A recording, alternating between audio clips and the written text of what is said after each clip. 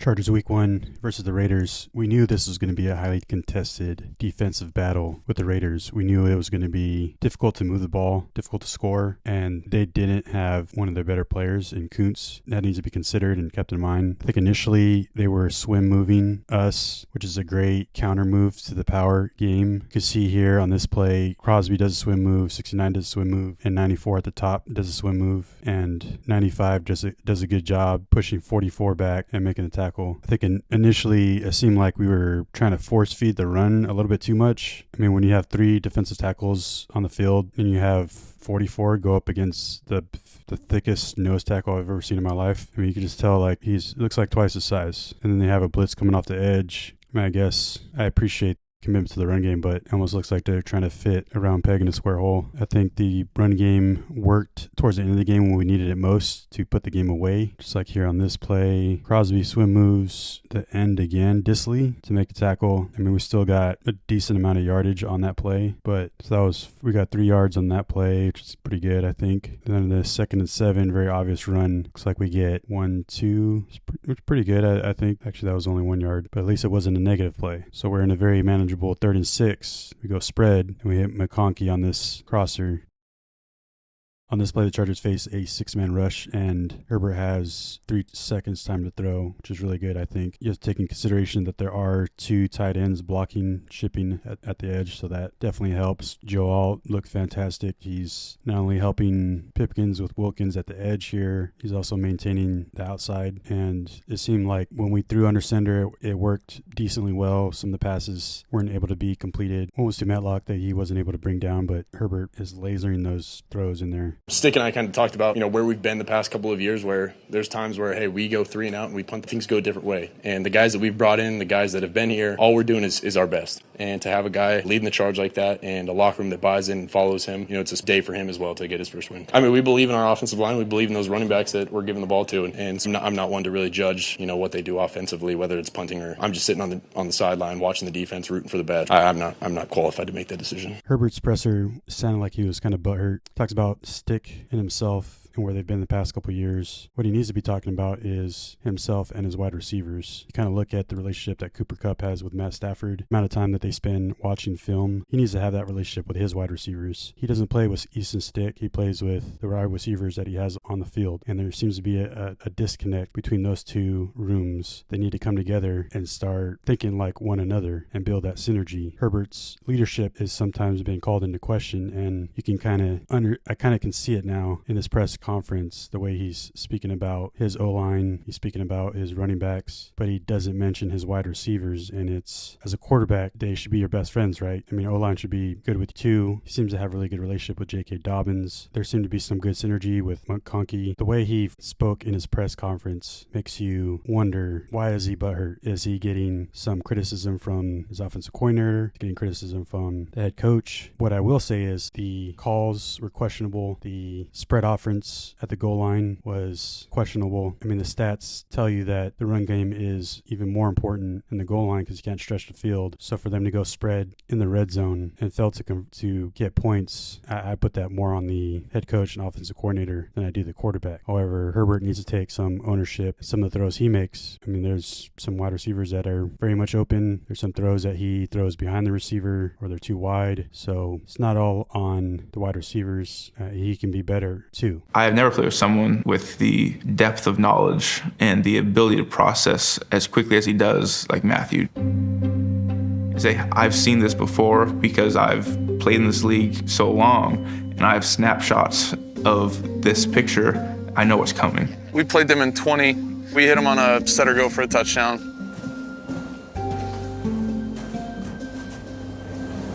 Opener 2019? Mm-hmm. Being able to pull up plays on the spot and say, I've seen this before, this is how we beat it. This was the time on the clock, the weather. This was what the wind was coming left to right here. I threw it to this guy. He played football in a small town in Texas. He's a really good high school player. It's unbelievable the depth of knowledge he's able to pull from these things. Herbert, on this blitz, on this play, there seems to be a miscommunication because you see QJ at the top blocking, Hayden is blocking, McConkey is looking for a pass, Herbert's trying to throw to Hayden, ultimately gets sacked, fumbles the ball. Luckily, it was an offsides call. The O-line, this is a great pass block by the running back. Zion fails to pick up this block, to pick up the rush on this play. Bozeman is not doing a whole lot there. I mean, he probably could have helped on that. Doesn't seem either. This pass to QJ was a little out of bounds, in my opinion. Maybe he should have done a back shoulder throw. I'm not sure, but this pass was definitely off target.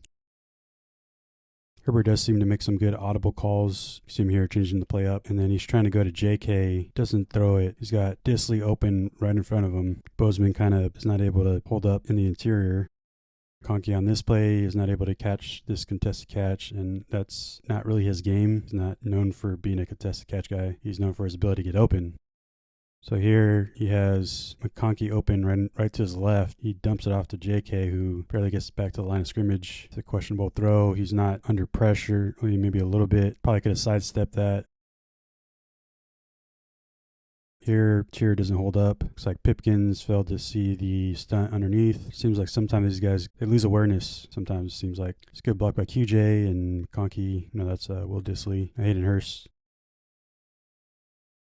I don't know how many times I've seen this throw where he throws it high, back of the end zone, and it just sails out of bounds. He's not really under pressure. He probably could have scrambled. In this play, here Tony Romo talk about it. Watch him. Watch the center right here, Jim. You got to decide what 5 guys. You got 40 line. He points to the left. That means they're going here. That means Crosby's going to come free. It's a poor decision, but that's the disguise.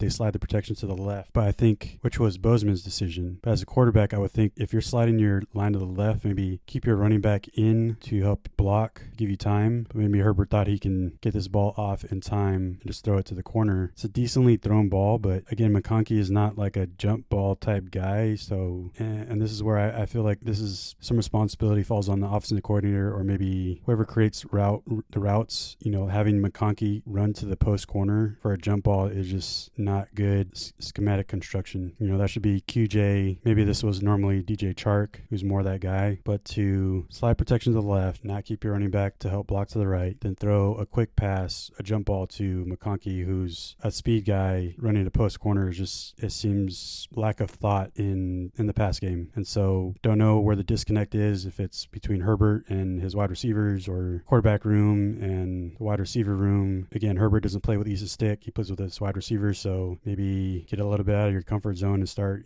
make connections with some other people. That's where you need to be, take responsibility for your play and your leadership and not be so comfortable with Easton Stick.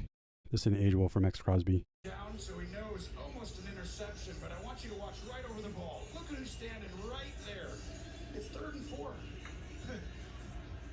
Here, Herbert misses a guy right in front of him, throws it behind Palmer, and so to me, that's on Herbert. I mean, that's a badly thrown ball. That's a poor choice on who to throw to. He's double covered. Ball is poorly placed behind him. I mean, if anything, throw it to the sideline, because he's running that way. And then you miss a wide receiver. You miss a guy that's open right in front of you. On this run play, Bozeman points back. Why is he pointing back? That makes no sense. As a lineman, you never see them go back. They're always going forward, even if they miss a block. Not only does Bozeman tell Alt to go make a block behind him, but he misses his block, and so neither of them makes a block. And it's like, bro, what are you doing?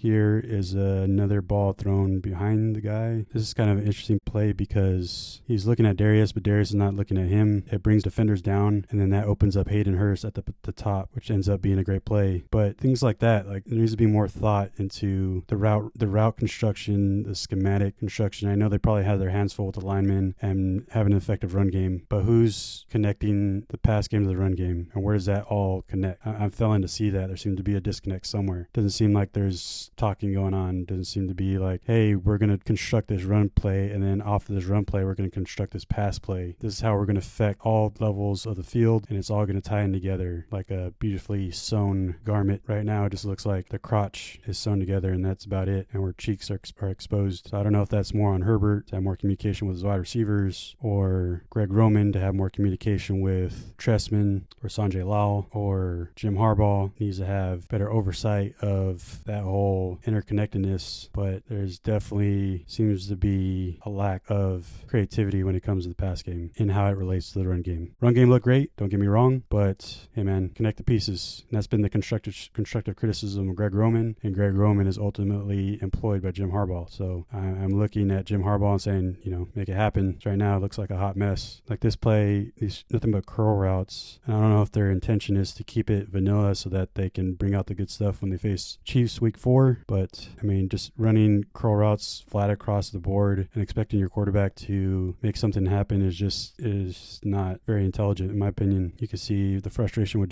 Justin Herbert. You see Jim Harbaugh being like, what is going on? What are we doing? And maybe Jim made an executive decision to make this call, thrown out to Palmer, which worked beautifully. You can hear Tony Romo talking about it. Getting vision on by Jack Jones. So Herbert does a good job looking left so that way Jones can't jump the route. The change to go from the power run game to combo blocking, which is like zone, seemed to work far better with Herbert in the pistol formation. So they couldn't do the swim move on us because they don't know exactly where the run is going to go. So they kind of have to play it straight up. Can't use a swim move in that instance, and that helps the run game foster. Here, Herbert makes another audible. This is why you have a running back like J.K. who can break tackles and get into the touchdown. Here, Herbert throws a laser to Matlock. It looks like it might have been tipped, but maybe put a little bit touch on it, Defender's not even looking at the quarterbacks. Here, Herbert has to throw it wide. You hear Tony Romo talking about it. But again, knowing that he's going to jump this route, why isn't he doing an out and up? Pump fake that. He's going to jump the route. Look, Herbert's not even releasing it yet. He's already jumping the route. Then have QJ just turn up. And that's where I'm like, you're not helping your wide receivers. You're not helping your quarterback piece of successful in this situation. Here again, we do zone combo block. Works beautifully. JK reads it well, finds the open hole, and breaks it off for a long run. Great blocking by Vahoko on the outside there. And honestly, I don't care that JK can't finish this off. I'm just happy that, he can get a 5-yard gain when we need him to, a 1-yard gain. And then this is why you have a 2-back committee, because JK tenderized the meat and then Gus is just going to cook it. Use that power back when you need a tough 1 yard and not have a tackle for loss. Good blocking. We're still struggling with the swim move on the outside. Max Crosby versus Will Dissly. And here, not only are you getting non-negative yards, but you're also keeping the clock running, killing the time, burning the clock. And this is what we've needed all along. And ultimately, we were able to finish the game off like we've never been able to before. So for the most part, I think things look great. We just need to connect that passing game to the run game and be a little bit more creative to help put our quarterback and wide receivers in better positions. And so Jim Harbaugh needs to step in and make that happen.